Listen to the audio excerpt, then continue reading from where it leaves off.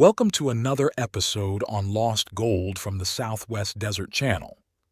Today, we're exploring the fascinating tale of the Lost Josephine Mine, a story that has captivated treasure hunters and historians for over 150 years. Our journey begins in the rugged landscapes of the American Southwest, where the legend of the Josephine Mine first took root. While many believe the mine to be located in the La Plata Mountains of Colorado or the La Salles of southeastern Utah, our story takes us to an unexpected location, the Hainey Mountains of Wayne County, Utah. According to local lore, the origins of the Josephine Mine date back to the late 18th century, not long after Father Escalante's historic expedition into Utah in 1776. A group of Spanish prospectors from Santa Fe, New Mexico, set out on a daring quest, following Escalante's trail and crossing the treacherous Colorado River at a place known as the Crossing of the Fathers, about 40 miles upstream from Lee's Ferry. These intrepid explorers then turned northward, traversing the challenging terrain of 50 Mile Mountain before reaching the Hainey Mountains. It was here, amidst the 5 peaks of the Hainey's, that they began their search for gold. Legend has it that their efforts were rewarded when they discovered an incredibly rich deposit in one of the mountains. Thank you for joining your desert frontiersman Alan on another Southwest journey. Please leave a like or comment. Hit the subscribe button for more desert adventures. The Spanish miners wasted no time in extracting and smelting the precious metal. However, as often happens in tales of treasure, conflict arose when it came time to divide their newfound wealth. To avoid bloodshed, the miners made a fateful decision. They would melt down all the gold and cast it into the form of the Christ child, creating what became known as the Golden Jesus. With their prize in hand, the miners began the long journey back to Santa Fe. But their trials were far from over. As they crossed 50 Mile Mountain, they found themselves under attack by hostile Native Americans. In the chaos that ensued, some of the miners fought off the attackers while others fled with the golden statue, ultimately hiding it in a cave for safekeeping. Only a handful of the original party managed to survive the ordeal and return to Santa Fe. Traumatized by their encounter with the Native Americans, they never ventured back to reclaim their treasure. However, they did create maps of the area, at least one of which is rumored to still exist today. This dramatic tale is believed to have unfolded sometime between 1776 and 1800, setting the stage for a mystery that would endure for generations. But our story doesn't end there. Fast forward to the year 1900 when a prospector named Hainey enters the picture. Hainey was working in New Mexico when fate brought him into contact with a man named Frank Olgean. Olgean was no ordinary prospector. He claimed to be a descendant of one of the original Spanish miners who had discovered the Josephine Mine. More importantly, Olgean possessed a map that had been passed down through his family, purportedly showing the location of the lost mine. Intrigued by Olgean's story and the tantalizing map, Hainey became convinced that he could relocate the legendary mine. The two men joined forces and set out on an expedition that would lead them not to the commonly suspected locations in Colorado or Utah, but to the Hainey Mountains, just as the local legends had suggested. Following the ancient trails marked on their map, Hainey and Olgean made their way across the Colorado River at Escalante's old ford. They then turned north towards 50 Mile Mountain, guided by a series of small stone monuments that marked a faint trail. Their journey took an exciting turn when they reached the flat summit of the mountain.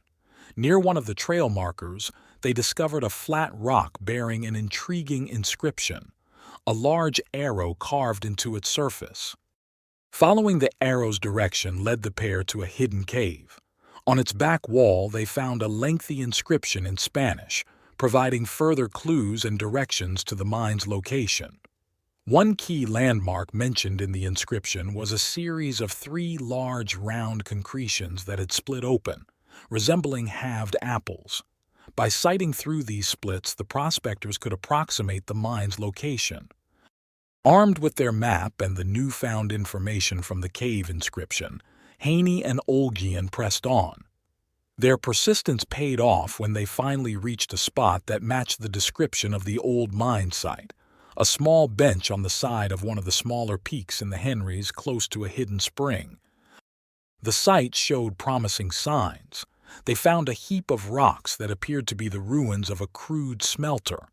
As they dug around the area, they unearthed quantities of ashes, charcoal, and slag, all indicators of past mining activity. Nearby, they observed rotting stumps of juniper trees, suggesting that wood had been harvested to produce charcoal for smelting operations. Encouraged by these discoveries, Hainey and Olgean began an intensive search for the gold-bearing vein. Day after day, they combed the mountainside, their hopes high but their supplies dwindling. Despite their best efforts, they failed to locate any trace of gold ore.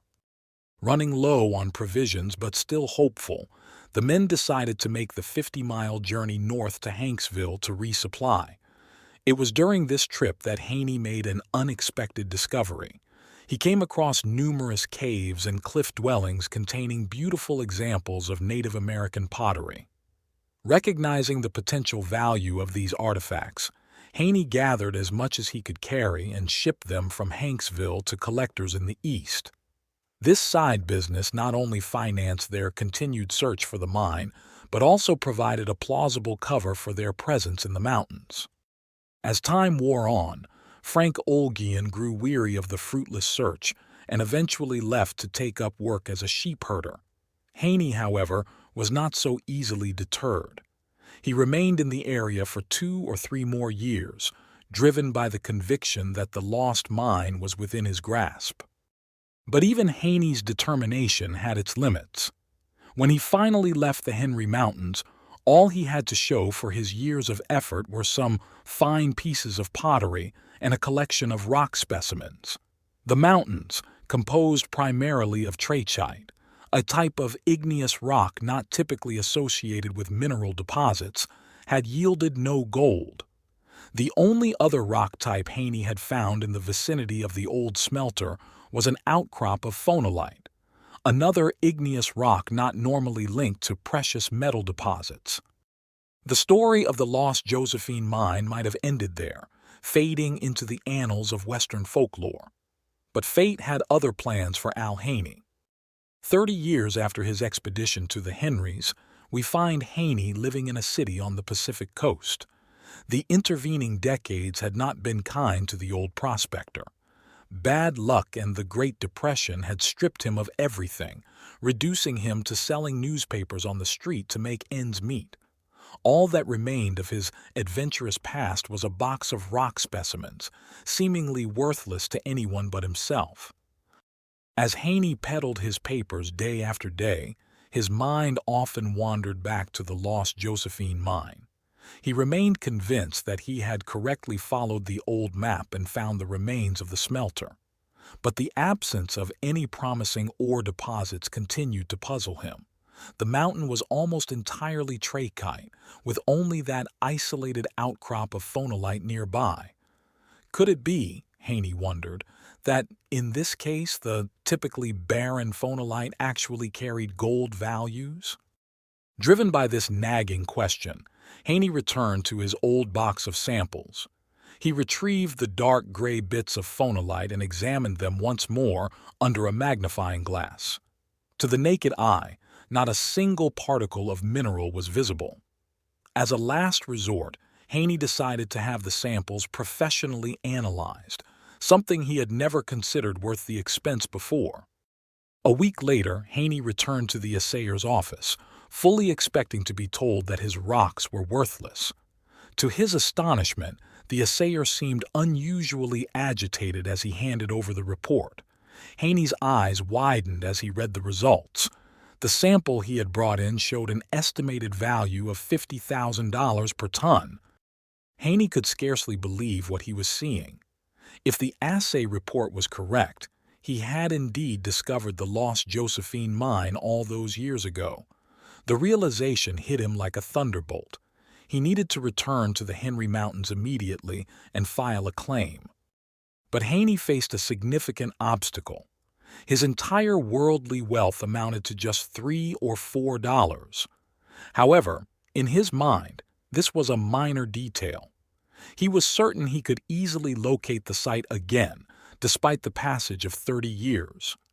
Soon, he told himself, he would be rich beyond his wildest dreams. And so, with nothing but hope and determination, Al Hainey set out for Utah. He traveled as best he could, hitchhiking when possible and walking when necessary. Eventually, he reached Richfield, Utah, the nearest town on the main highway. From there, he turned eastward toward the Hainey Mountains. After a couple more days of travel, the beginning of his desert journey lay before him.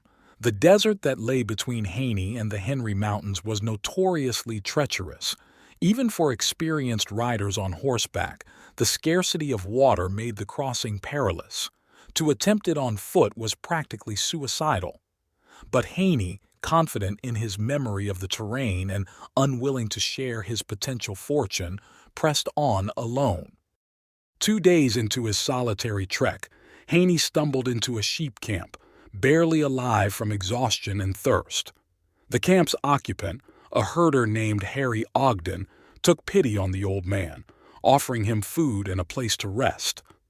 Hainey shared his story with Ogden and inquired about the locations of waterholes in the area, admitting that the landscape seemed different from his recollections. Ogden, concerned for Hainey's well-being, advised him to wait at the camp for a few days. The herder needed to make a supply run to Hanksville and offered to help Hainey search for the mine on horseback upon his return. Hainey agreed to wait, but his impatience and desire for secrecy got the better of him. As soon as Ogden was out of sight, Hainey gathered his meager possessions, filled his coffee pot with water, and set out alone towards the looming Hainey Mountains. He was certain that he could find the spot where he had collected his samples years ago, the image of the location still vivid in his mind. This would be the last time anyone saw Al Hainey alive. When Ogden returned from Hanksville, he found his camp deserted. Hainey had vanished into the unforgiving desert. As days passed with no sign of the old prospector, searching parties were organized, but they found no trace of Hainey or his belongings. Harry Ogden became part of the ongoing saga. Ogden claimed to have found the cave on 50 Mile Mountain containing the ancient Spanish inscription. However, unable to read Spanish and lacking any means to copy the text, he left empty-handed. Ogden maintained his intention to return to the site, convinced that the centuries-old markings held the key to unlocking the secret of the incredibly rich Lost Josephine Mine. And so, the legend lives on. The Hainey Mountains continue to guard their secrets, while the lost riches of the Josephine Mine beckon to a new generation of explorers and dreamers. Will the mine ever be found? Or will it remain forever lost, a tantalizing mystery of the American West? Thank you for joining us on another Lost Gold legend. Until next time, keep exploring, keep dreaming, and who knows, you might just stumble upon a legend of your own. Please leave a like or comment. For more desert romps, hit the subscribe button. Happy trails!